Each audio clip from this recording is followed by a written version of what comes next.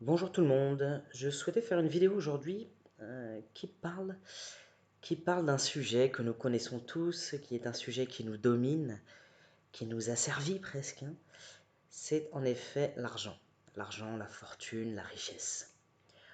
En effet, dans notre société aujourd'hui, il y a un véritable problème autour de l'argent au sein de ce système capitaliste, mais bien au-delà. En effet, il y a un dieu argent, à côté d'un dieu divertissement, qui est un autre problème et qu'on verra dans d'autres vidéos. Il y a un dieu argent. Et ce dieu argent n'est pas forcément visible pour nous tous. C'est pour ça qu'il est difficile à combattre. On est très souvent, clairement dans le shirk. Dans le shirk, c'est-à-dire, pour ceux qui ne le savent pas, c'est l'association d'autres divinités à Allah, notre Créateur. Donc, on associe et on met sur un même pied d'égalité une célébrité, une toute autre personne, ou alors une marque, ou alors une institution, ou alors qu'importe. En tout cas, c'est on met sur le même pied d'égalité quelque chose d'autre qu'Allah. Et donc, on fait de l'association. Et donc, c'est très problématique parce que du coup, on vénère autant, on adore autant l'argent que celui qui a créé l'argent, c'est-à-dire Allah. Et ceci est un symptôme de notre société actuelle, une société qui est la modernité. C'est une société qui se caractérise très clairement par la nécessité de chiffres. On a besoin de chiffres.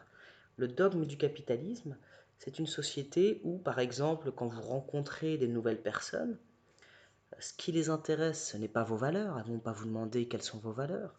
Ce qui va les intéresser, c'est de savoir quel est votre métier. Parce que le métier sous-tend bien évidemment une échelle de salaire, une catégorie sociale. Si vous allez, par exemple, acheter une voiture, on ne va pas vous demander, par exemple, je ne sais pas moi, combien consomme-t-elle? Est-ce qu'elle est plutôt bien écologique? Les sièges sont-ils agréables pour, euh, pour le dos? J'en sais rien. Ce qui va nous intéresser, c'est le prix. On va dire combien tu l'as acheté. Le prix, on veut un prix, on veut un chiffre. Allumer les informations.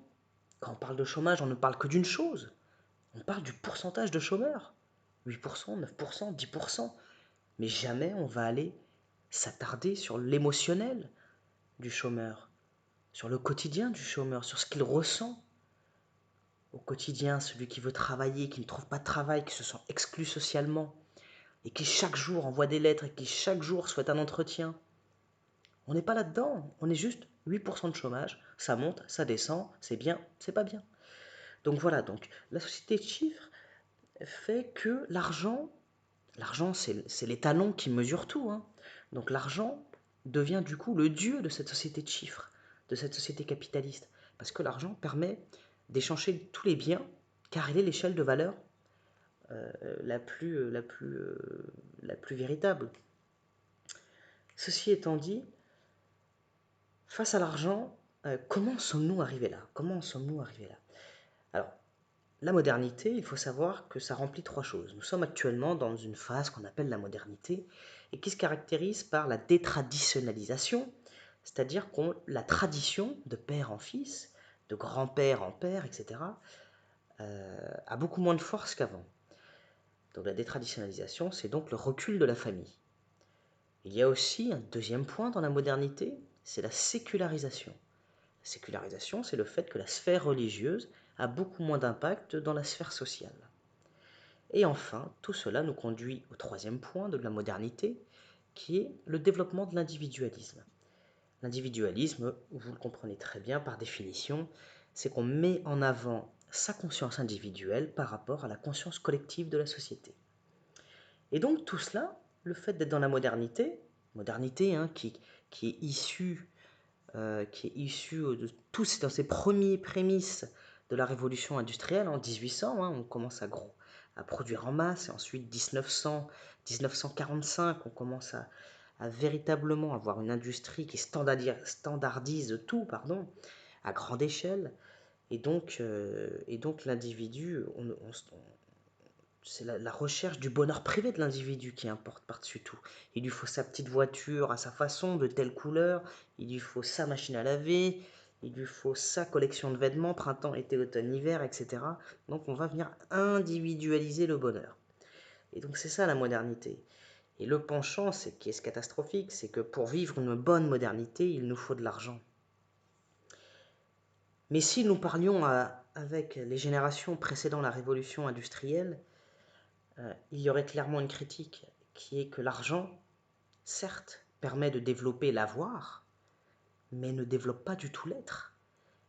Mais s'il développe l'être, alors il le développe de la manière la plus négative possible, bien souvent. Pas tout le temps, mais bien souvent. En effet, plus j'ai de l'argent, et plus j'ai des maisons, j'ai des vêtements, j'ai des outils, etc. Mais l'être dans tout ça, est-ce que j'ai plus de valeur? Est-ce que j'ai plus de discernement? Est-ce que j'ai plus de spiritualité? Est-ce que plus j'ai d'argent et plus, je sais pas moi, ma sociabilité augmente, ma générosité augmente? Loin de là, loin de là.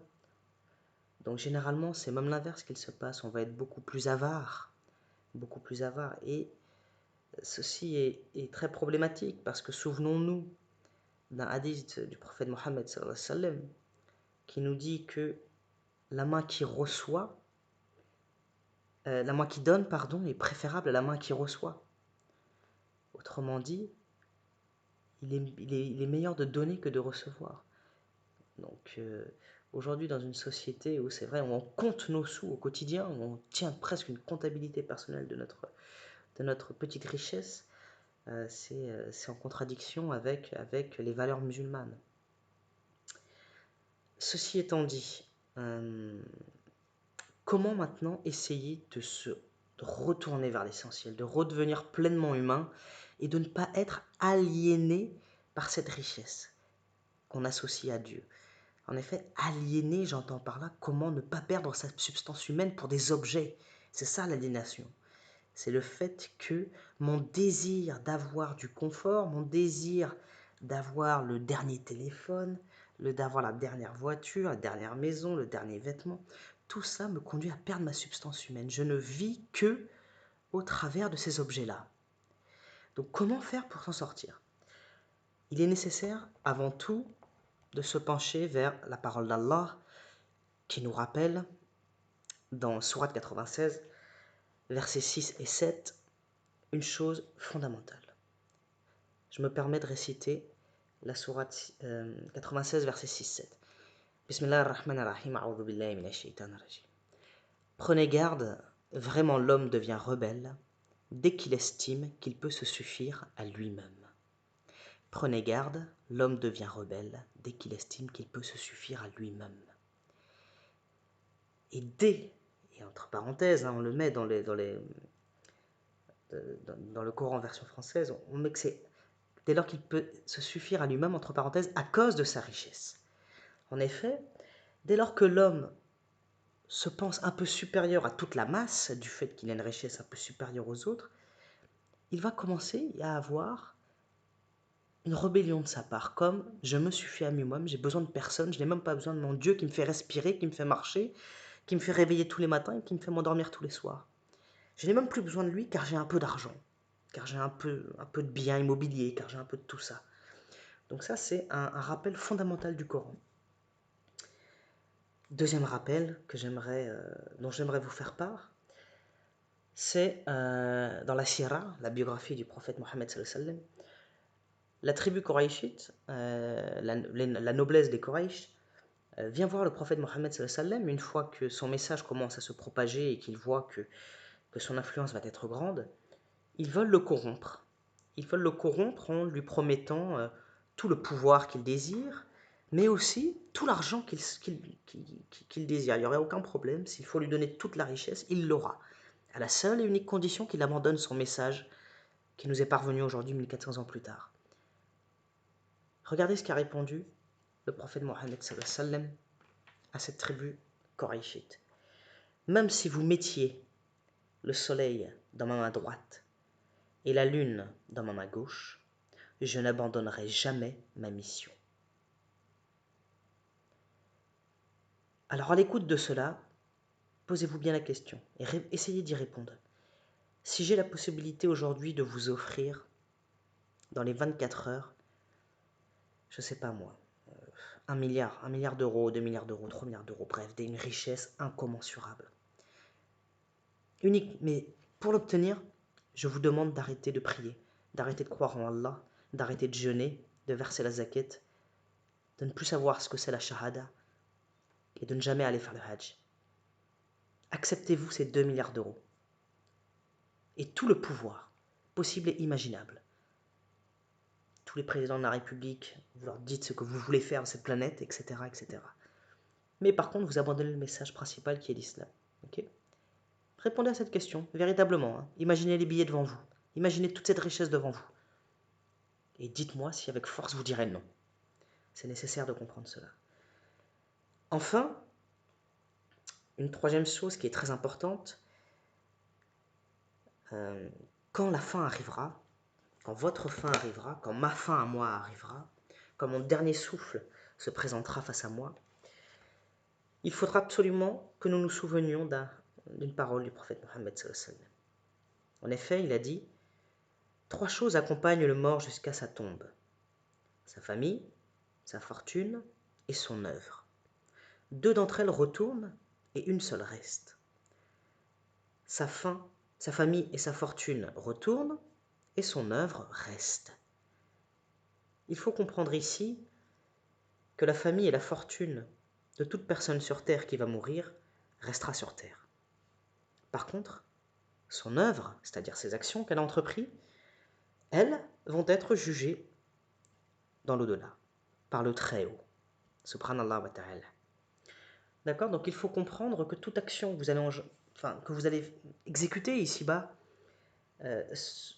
au nom uniquement de la richesse, c'est-à-dire faire un travail où vous écrasez des gens uniquement pour la richesse, c'est-à-dire acheter des t-shirts à 1 euro, mais ces t-shirts sont produits par des enfants de 5, 6, 7, 8, 10 ans pour un salaire qui est ridicule, qui est peut-être de 60 euros par mois en Chine. Mais ce salaire, ils ne le gardent même pas, ils le donnent à leur famille en plus. Et vous portez fièrement ce t-shirt devant vos amis. Tout cela, attention, attention, attention. Car il y a bien une chose à comprendre dans toute cette vidéo, si vous devez retenir qu'une chose, c'est que votre fortune, votre richesse, elle ne vous servira à rien si vous avez pour désir inconscient de vouloir corrompre Dieu. Dieu ne peut pas être corrompu. Il a créé la richesse. Et souvenons-nous-en que la plus grande des richesses, comme le disait le prophète Mohammed sallallahu alayhi wa sallam, n'est pas l'accumulation des biens, mais plutôt le bien que vous faites. Ce n'est pas l'accumulation des biens, c'est plutôt le bien que vous faites. Ce n'est pas des mots exacts, mais c'est l'idée, c'est l'idée. Sur ce, j'espère que nous allons nous améliorer sur ce thème-là qui est très important, car il dicte nos comportements, et que nous allons arrêter de faire du Dieu argent une association envers le Très-Haut, Allah wa ta'ala. Je vous souhaite bon courage à nous tous et à la Oumma pour qu'elle soit encore meilleure.